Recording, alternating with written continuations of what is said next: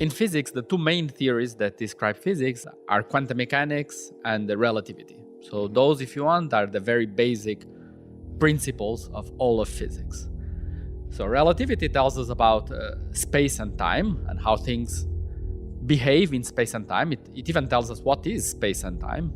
I mean, how space can become time and how time can become space, and how do we measure distances, how do we measure times, and what are points in space and time, where do things happen and when do things happen, and so on. And quantum mechanics is the theory that describes particles, that describes the most fundamental objects of the universe, our microscopic particles that move in this space-time.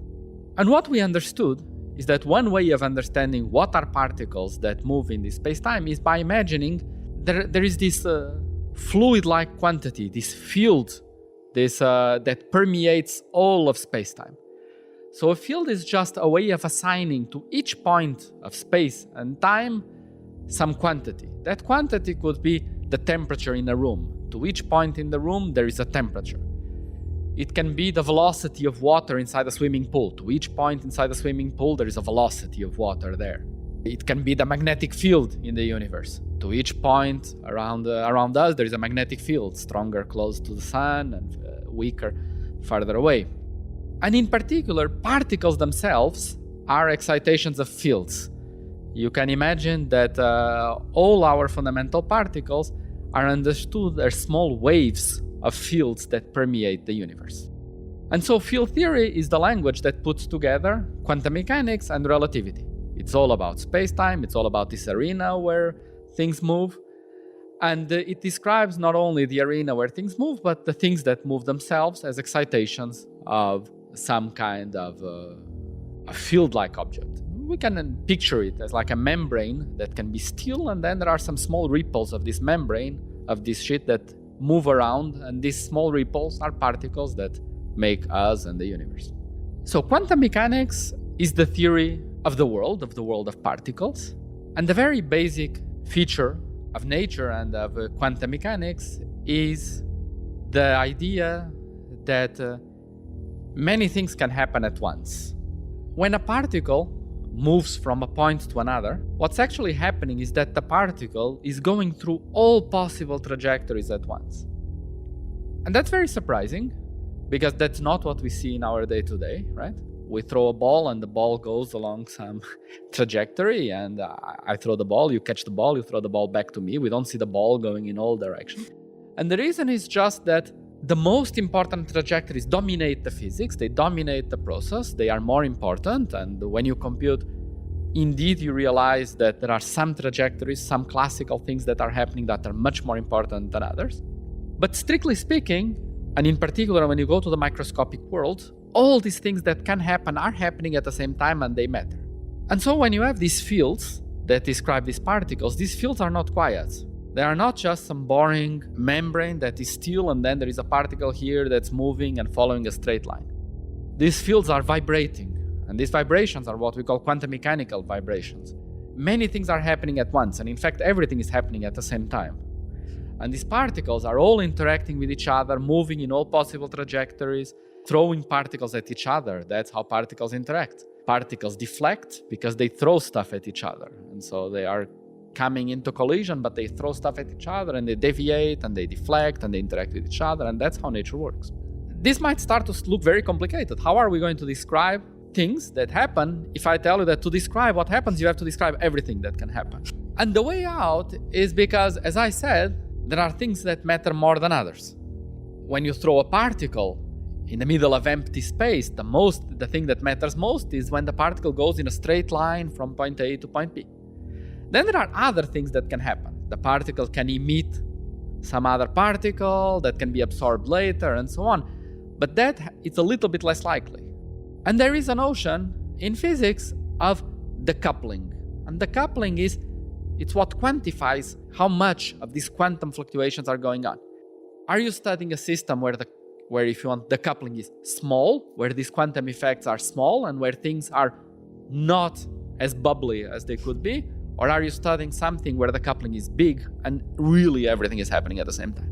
And most things we study, the coupling is small and not much is happening. And yet, that describes most of what we see. Take, for example, light.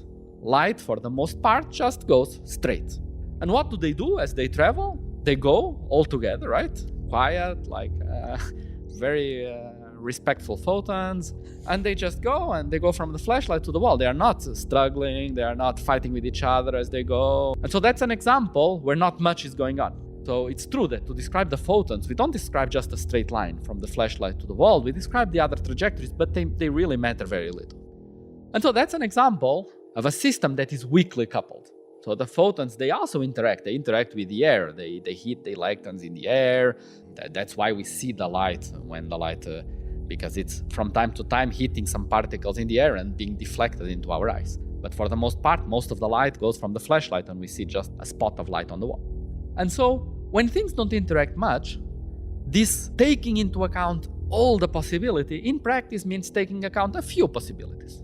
Because the craziest ones don't matter. We don't consider the trajectory of a photon where the photon, instead of going, photon are particles of light. When the particles of light go from the flashlight to the wall, if instead of going directly, it first goes around the room and then it goes, that's going to be an irrelevant contribution to what's going on. Now, that's not always the case.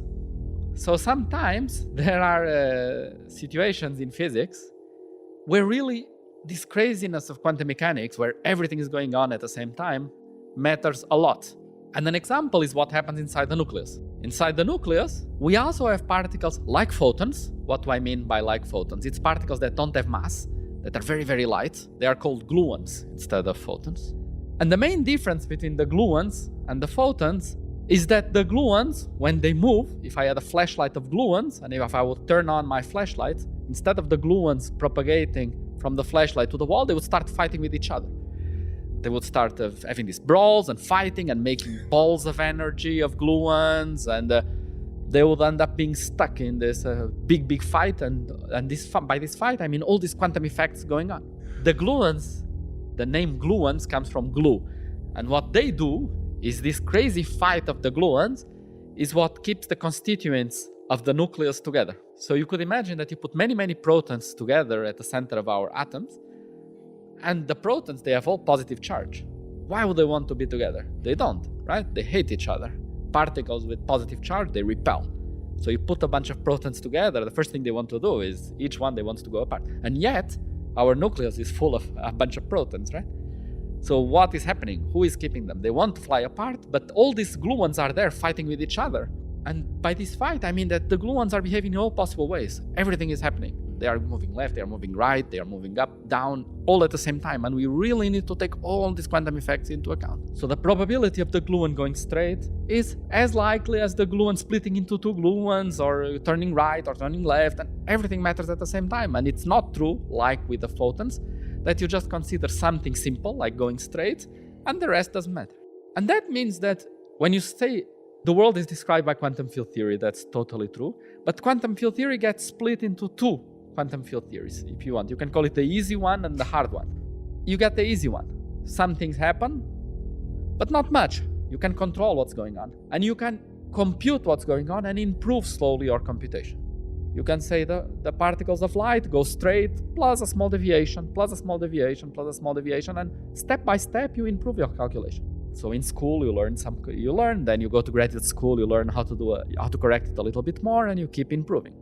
And this is fantastic, it works amazingly, and in many situations it's what allows us to test physics with these crazy number precisions, where we have all these analogies that we measure distances in particle physics within the precision of an air and stuff like this.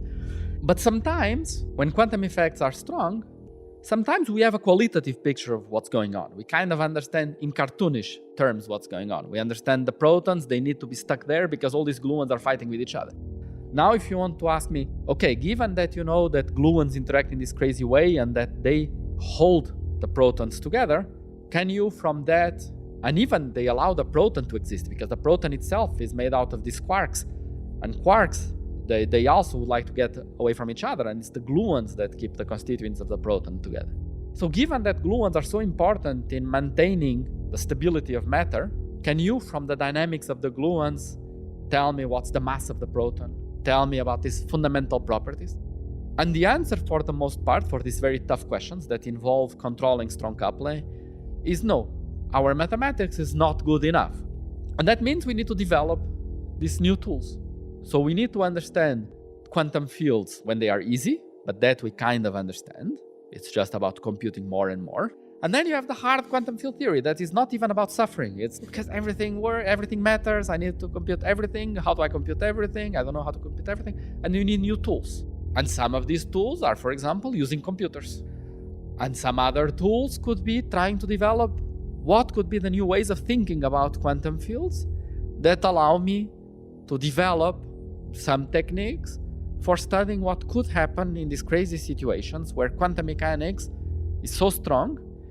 And by the way, typically that also means that relativity effects are very important, because when things are happening a lot at these very high energies and things are vibrating a lot, they are moving very fast. And when things are moving very fast is when relativity is important. Everything is happening at the same time. We need new rules. We need new ideas to think. And I would say that's one of the key things we try to do at PI, is understand what are these new ideas that we need.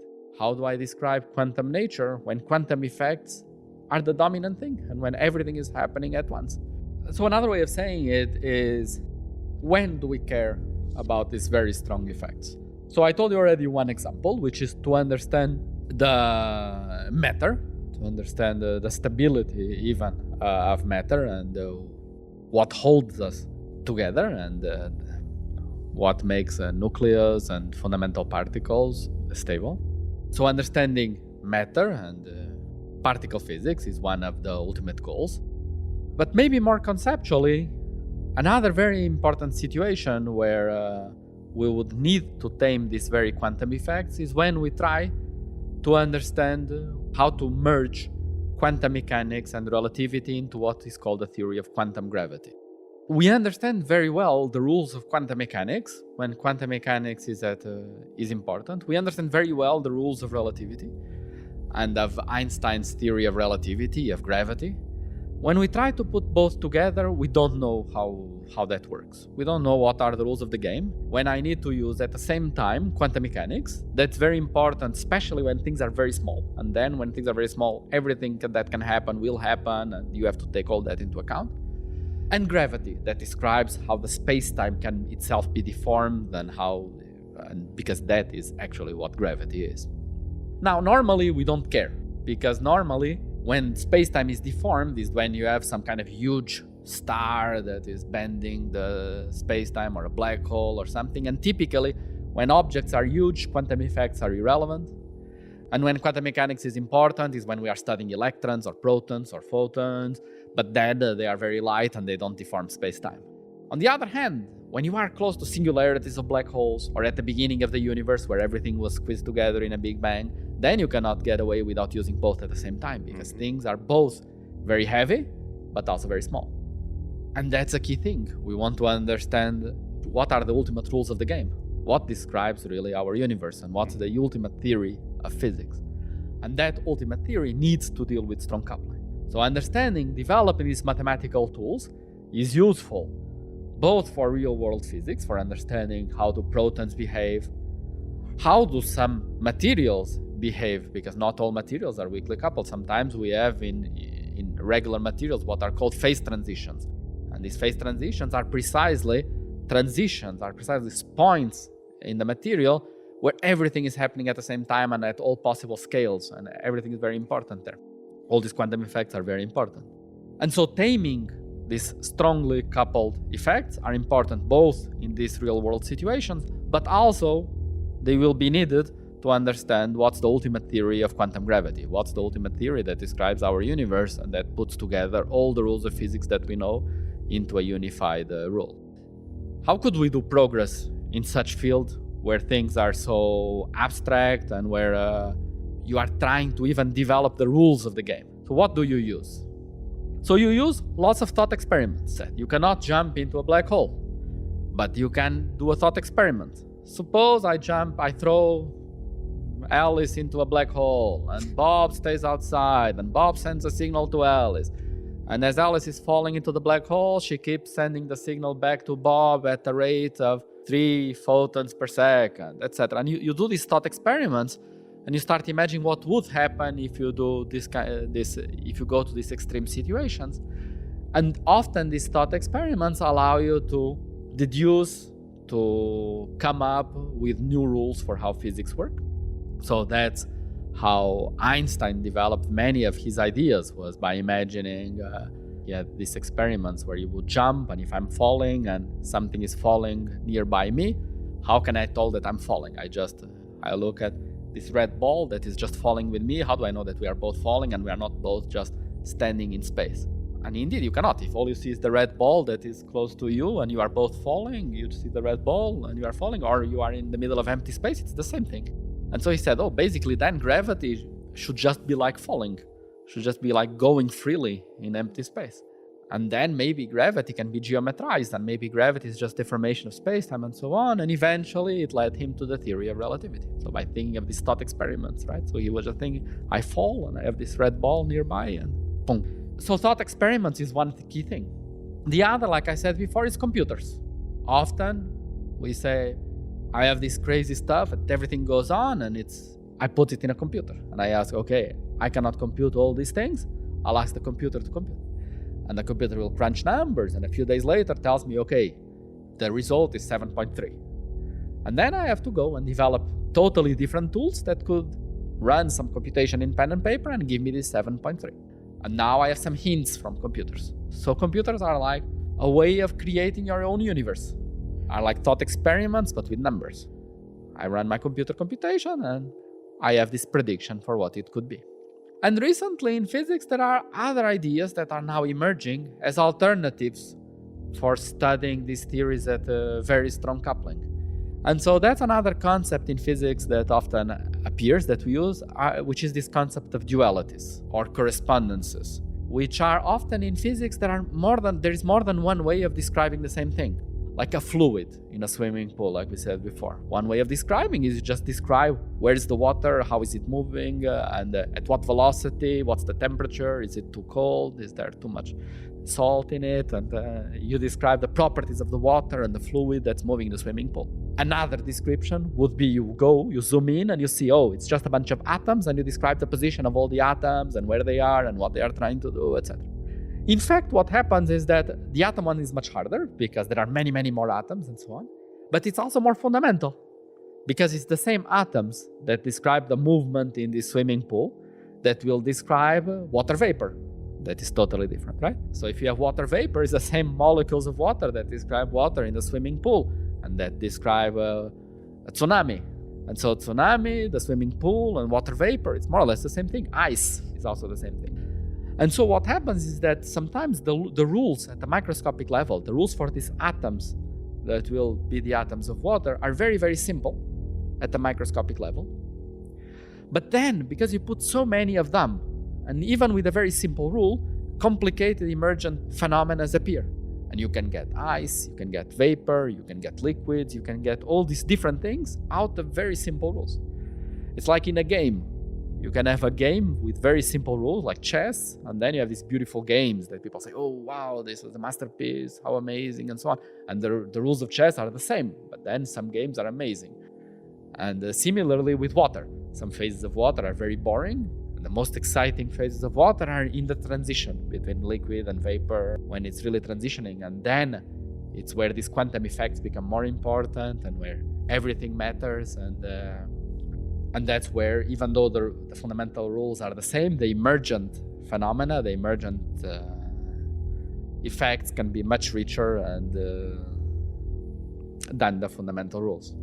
Now, it's true that the fundamental rules can be simple, but indeed predicting what's happening at an emergent level, it's often very complicated. So in that sense, it's easier to use the equations that describe the water in the swimming pool, of course, than describing all the atoms in the swimming pool. Like we said in quantum mechanics, many things happen at once. And you cannot really say for sure what's going to happen because everything is happening at once. When I told you that particles travel from a flashlight from a point to another, they actually do many things at once. And in particular, even to say that particle goes from A to B, you cannot know for sure that it goes from A to B. You can only compute probabilities. And so physics is all about computing probabilities. There is some probability that it goes from A to B, but it can go from A to C, it can go from A to D, it can go from A to any other point. And so at the end of the day, what you are studying are what are the probabilities of something to happen in physics.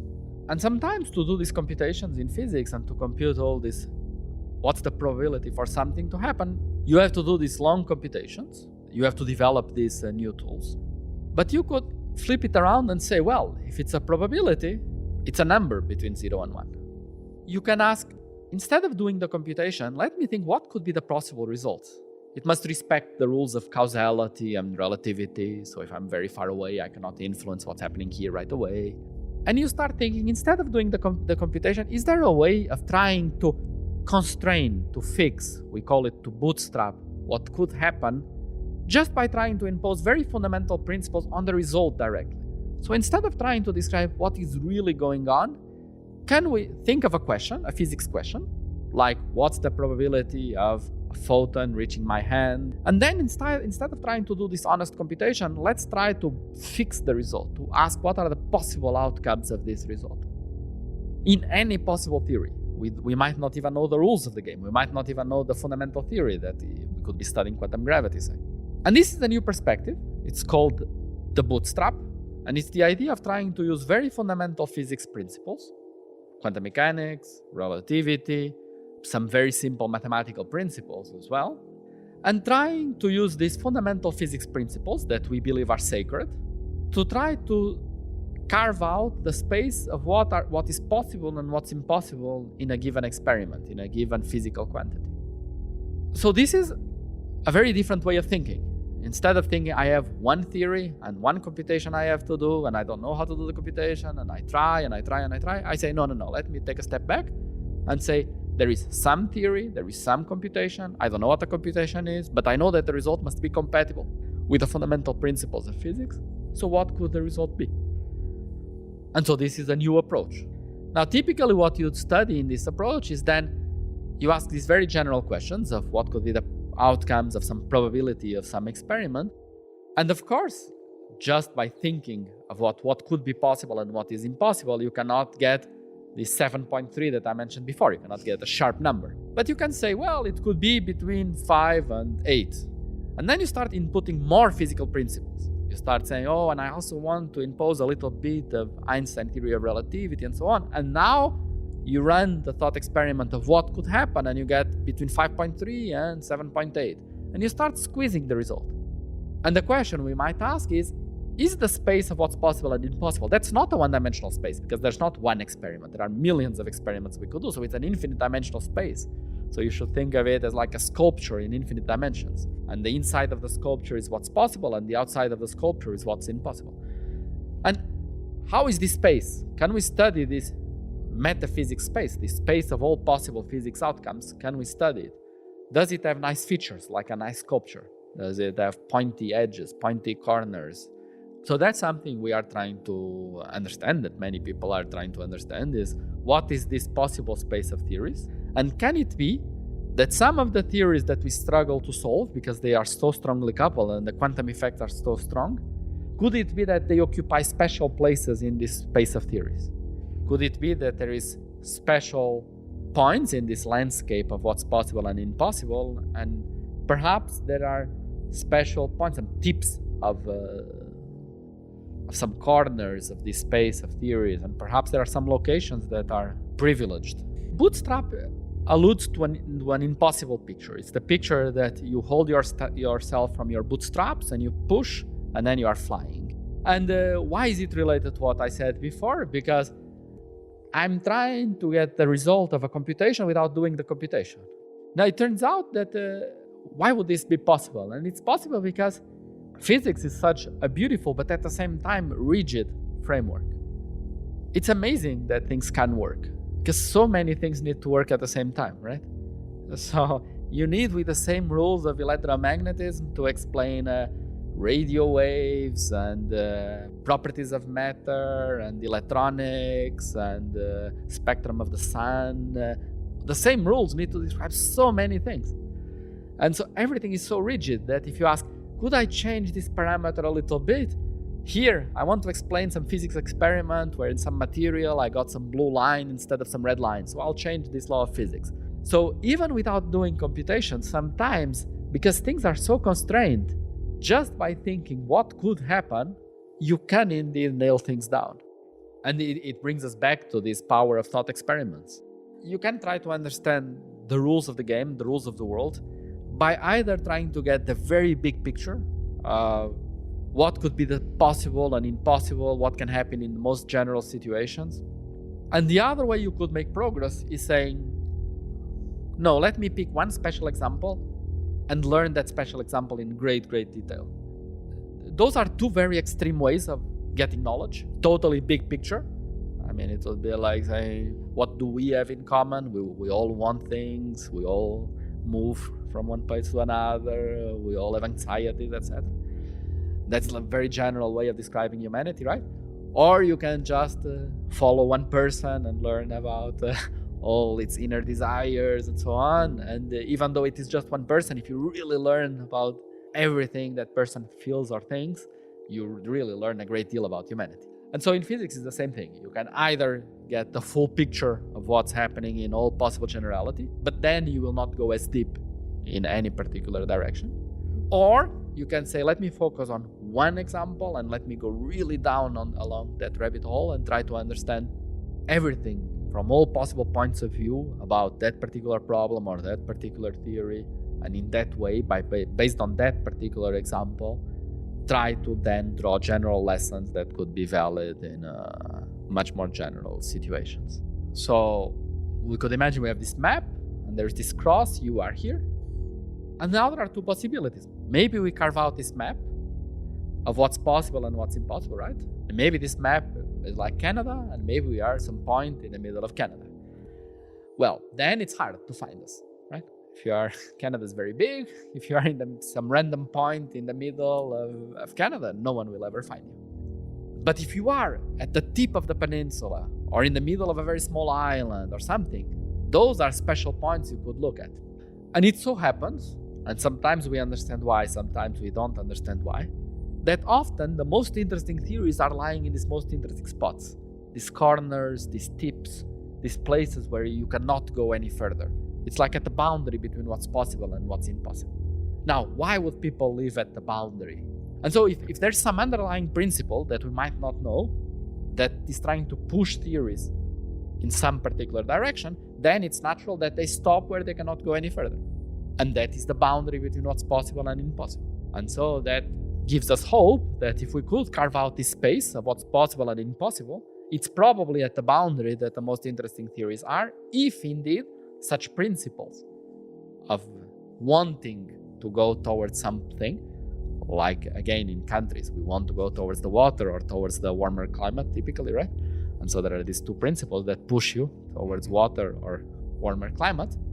If there is something similar in physics that pushes you towards, some information theoretical principle or some entropic principle or something that pushes you in some particular direction, then you would expect interesting theories to lie at the boundary.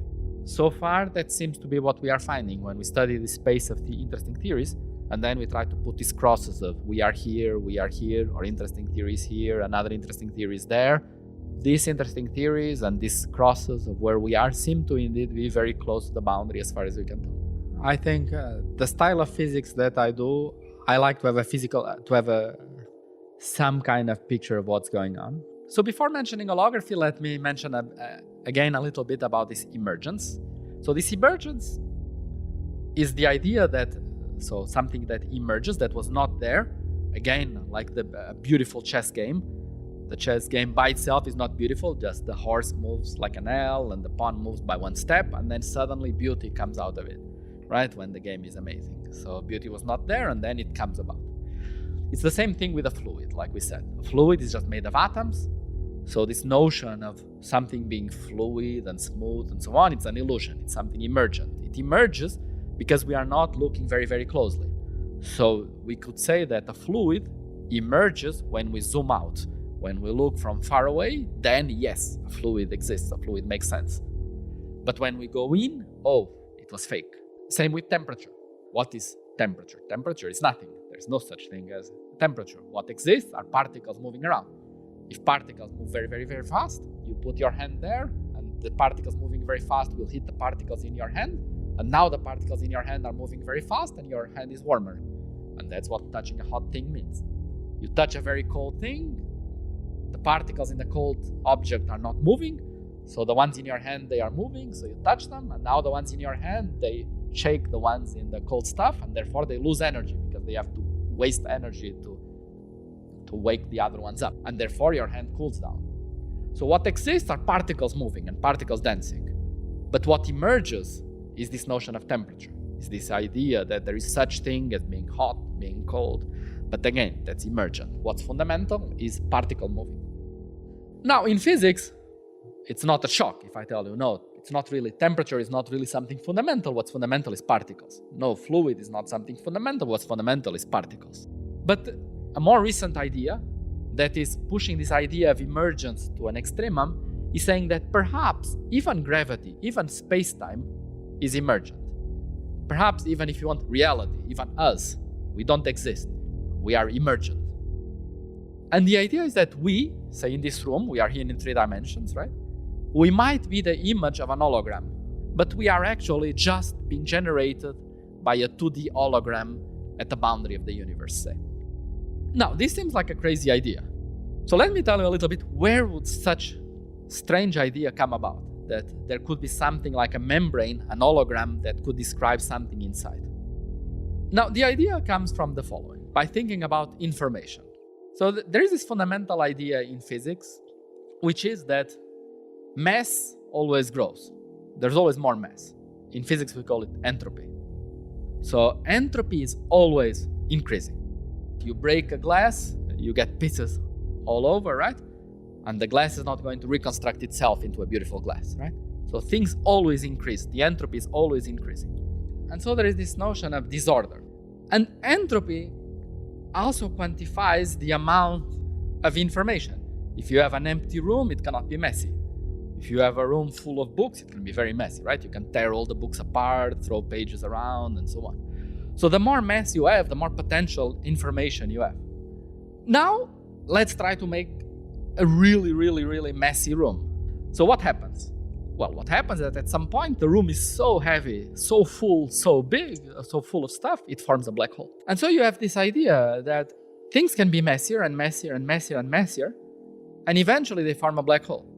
But if the mass is always increasing, and if eventually you form a black hole, it means the black hole is the messier object there is, because it's the end point of a messy room. And so that means that the amount of mass, the amount of information is biggest in a ball if that ball is a black hole. As we said, we put more and more stuff, more and more information is there inside, and suddenly we have a black hole. On the other hand, a black hole, because it's such a simple, after all, object, much simpler than a messy room, it's just a black ball where light gets in and cannot get out. There are things we can compute, we can study about black holes. And we can quantify how much disorder, how much of this mess there is. When people computed, people like Bekenstein and Stephen Hawking and many people studied, asked, what is the amount of disorder inside a black hole? They found a very surprising thing. The bigger the black hole, the bigger the disorder. That's normal, right? If a room is twice as big, the disorder can be twice as big inside. But it was not proportional to the volume of the black hole. It was proportional to the area of the black hole. And that's very surprising, right? If you see a huge building, and you see a building that the volume is twice as big, you say inside there can be twice as much mass. You don't say the mass is proportional to the area of the building. When would you say that the mass is proportional to the area of the building? If all the mass is in the wall. That's the only scenario where you would say if a room doubles in area, the mass doubles. If someone tells you that, then you say, oh, inside that room, you just have a bunch of papers on the wall. And so what we are saying is that we were throwing information in this room, we form a black hole, and now we can describe this black hole, and the amount of information is only at the boundary. It's only at the walls. It's only at the end. Well, but then if you take this seriously, it means that you should be able, if even in the most extreme situation, where you have the most amount of information, if it's possible to describe it just by looking at the wall, when you have less, you should also be able to. And so the ultimate conclusion of this crazy thought experiment is that you should be able to describe what's inside the universe by describing the boundary of the universe. But then In 97, Maldacena said this is not just a crazy idea. Here is one theory of quantum gravity that describes an example of what could be a universe. And here is an hologram at the boundary of this universe, and they should be the same thing. And this idea that you could not only speculatively, but really write equations that says this reality is equal to this description in terms of an hologram that is just at the boundary of the universe, is what's called holography. It also goes by the name of ADS, CFT, or gauge gravity dualities. These are all names for the same thing. And it's a concrete realization of what was before a crazy idea that came mostly from these thought experiments with the black holes. Because if the idea is that everything can be described by the walls, but we don't feel like we are stuck to the wall, right? We feel like we are here. So what's the way out? Everything is described by the wall, but we feel like we are here. Well, then maybe we are an hologram projected from the wall. And maybe all the information is on the wall. And if you really look at the wall, you see all the rules of the game, the analog of the atoms in the water. And you see in the wall, the electrons and the chips and the quantum computer that is at the boundary of the universe. But then from far away, you have these Princess Leias, which are us, and we emerge. And even the inside of the wall, the universe, the space, the gravity would emerge. We would all be emergent concepts that would be produced by this quantum hologram. This idea would have far-reaching implications because it would tell you that gravity, for example, would be emergent. And at some point we said, it's very hard to put gravity and quantum mechanics together. And what this idea would say, throw away gravity. Gravity doesn't exist. Gravity is emergent. All that exists is quantum mechanics in this quantum computer that's the hologram. And then gravity is fake news. That could be how the world works. Maybe the world is holographic. Let me go one step back and say, we had this thought experiment of the messy room that led us to this idea that there should be some hologram description of reality. And it's hard. And I don't know, and no one knows, what's the hologram that describes our universe. Then we ask, is there a toy universe, a toy theory that we can play with, which would be an alternative universe, a simpler one, where you would have, in that universe, you would still have gravity, you would still have particles, but it would be a toy theory. And in that toy theory, you can make these ideas precise. And at least you have a mental laboratory where you can exercise and practice and test these ideas and see if they make sense and push them forward. And indeed, we were able to make these ideas precise in some toy examples. And as usual, the answer is we start first trying to understand these toys. And now there are two possibilities. Some people will try to make these toys more and more realistic. Try to say, I will try to add more and more ingredients to make this more closer and closer to the real world. Some people will stay longer with the toys and say, no, I want to play with this toy a bit longer. I want to go deeper and deeper and try to extract more lessons from this toy. And it's a spectrum. ADS is related to the name of this toy. It turns out that it's better to describe these holograms if there is a wall. We need a wall to hang the hologram.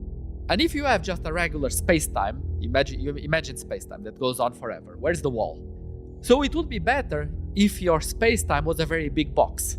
Because when your space-time is a very big box, you go to the boundary of the box and you put the hologram there. And ADS, it's a space-time that's a box. Now, I should say it's a fantastic box. It's not a random box. Let me tell you something special about it. Let me give you an example.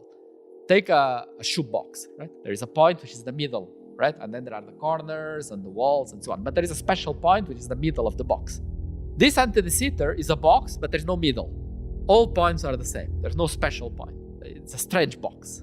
Why do I call it a box? What is special about the box? Because I take this red ball here and I throw the red ball and I'm talking to you and I get hit by the red ball again.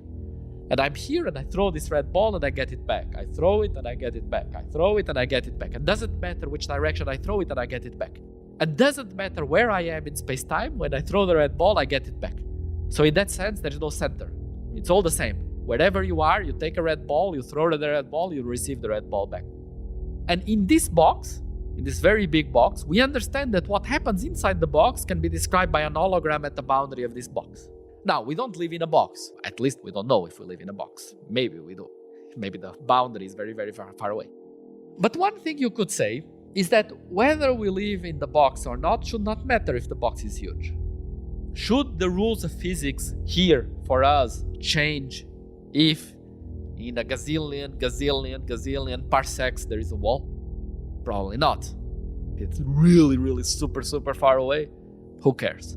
From that point of view, some people, I would say, that if you can think of physics with a fake box, provided you say the box is big enough, and if with that fake box you can describe what's inside, you can always pretend the box is big enough that it doesn't matter that if we are inside the box or not.